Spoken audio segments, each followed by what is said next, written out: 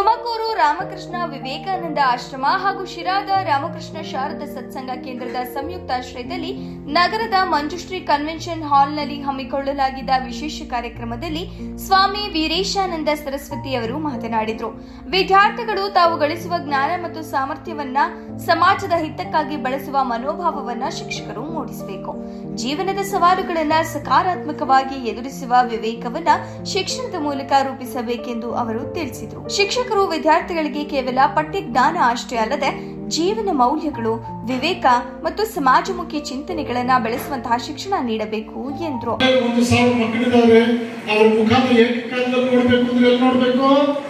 ಅಲ್ಲಿನ ಟೀಚರ್ ಅನ್ನು ನೋಡ್ಬಿಟ್ರೆ ಸಾಕು, ಅದನ್ನು ವಿವರಿಸ್ತಾ ಹೇಳಿದಾಗಿದೆ. ಏನದು ಉತ್ತಮವಾಗಿ ಪಾಠ ಪ್ರವಚನ ಮಾಡೋದು ಶಿಕ್ಷಕನ ಪ್ರಥಮ ಅರ್ಹತೆ ಅಂತ ಪರಿಗಣಿತವಾದರೂ ಕೂಡ ಅವರಲ್ಲಿಯೂ ಕೂಡ ಕಲಿಕೆಯ ಕುತೂಹಲವಿರಬೇಕು. ಕಲಿಯಲು ಆಸಕ್ತಿ ಉಳ್ಳವರೇ ಕಲಿಸಲು ಯೋಗ್ಯರು. ಈ ಸಂದರ್ಭದಲ್ಲಿ ಶಿರಾ ಗ್ರಾಮಾಂತರ ವೃತ್ತದ ಆರಕ್ಷಕರಾದ ಶ್ರೀನಿವಾಸ್ ಹಾಗೂ ನಂದಿನಿ ಗ್ರೂಪ್ಸ್ನ ಉದ್ಯಮಿ ಶೇಖರ್ ಅವರನ್ನ ಆತ್ಮೀಯವಾಗಿ ಸನ್ಮಾನಿಸಲಾಯಿತು. ಕಾರ್ಯಕ್ರಮದಲ್ಲಿ ವಿವಿಧ ಸಂಘ ಸಂಸ್ಥೆಗಳ ಪ್ರತಿನಿಧಿಗಳು, ಶಿಕ್ಷಕರು, ನೂರಾರು ವಿದ್ಯಾರ್ಥಿಗಳು ಹಾಗೂ ಆಶ್ರಮದ ಭಕ್ತಾದಿಗಳು ಉಪಸ್ಥಿತರಿದ್ದರು.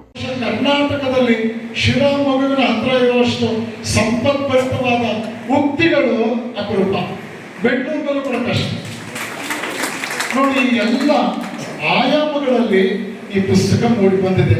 ಪ್ರಾಚೀನ ಭಾರತದ ಚಿಂತನೆಗಳು ಇಲ್ಲಿದೆ. ಆಧುನಿಕ ವಿಜ್ಞಾನ ಎಸೆದ ಸವಾಲುಗಳಿಗೆ ಪುಸ್ತಕದಲ್ಲಿ ಪರಿಹಾರ ಇದೆ. ಕಾಲ ಬದಲಾವಣೆ ಆಗಬಹುದು, ಆದರೆ ಸಂಸ್ಕೃತಿ ಅನ್ನೋದು ಎಂದಿಗೂ ಜೀವಂತ ನದಿಯಾಗಬೇಕು ಅನ್ನೋ ಎಚ್ಚರಿಕೆ ಮತ್ತು ಅಂತರಾಳದ ಮಾತಿದೆ. ಕಡೆ ಬೆನ್ನುಡಿಯಲ್ಲಿ 4 ಮಾತಿದೆ ನೋಡಿ. ಹೇಗಿದೆ ಇದು? ಯಾವುದೇ ದೇಶದ ಸಂವಿಧಾನವನ್ನ ರೂಪಿಸಿಕೊಳ್ಳೋದು ಅಲ್ಲಿನ ಜನಸಾಮಾನ್ಯನಿಂದ ಹಿಡಿದು ಎಲ್ಲರ ಯೋಗಕ್ಷೇಮ ಸಂರಕ್ಷಣೆಗಾಗಿ ಇದೊಂದು ರಕ್ಷಾ ಕವಚ. ಯಾವುದು? ಸಂವಿಧಾನ. ಸಂವಿಧಾನ ಅನ್ನೋದೊಂದು ರಕ್ಷಾ ಕವಚ. ದೇಶದ ಜವಾಬ್ದಾರಿ ಅರಿತ ಜನರ ಅಭ್ಯುದಯಕ್ಕೆ ರೂಪಿಸಿದ ರಕ್ಷಾ ಕವಚ ಮತ್ತು ಶಕ್ತಿ ಸಂಜೀವಿನಿಯೇ ನಮ್ಮ ಸಂವಿಧಾನ. ಪ್ರಾರಂಭ ಮಾಡಿದಂಥ ರಾಮಕೃಷ್ಣ ಶಾರದಾ ಸತ್ಸಂಗ ಕೇಂದ್ರ ಇವತ್ತು ಸುಮಾರು ಒಂದು 250-300 ಜನ ಹೆಣ್ಮಕ್ಳು ಇಲ್ಲಿ ಕೂತು ಕಾರ್ಯಕ್ರಮ ಮಾಡುವಂಥದ್ದು ಆಗಿದೆ. ದೊಡ್ಡ ಮಟ್ಟಕ್ಕೆ ಬೆಳೆದಿದೆ.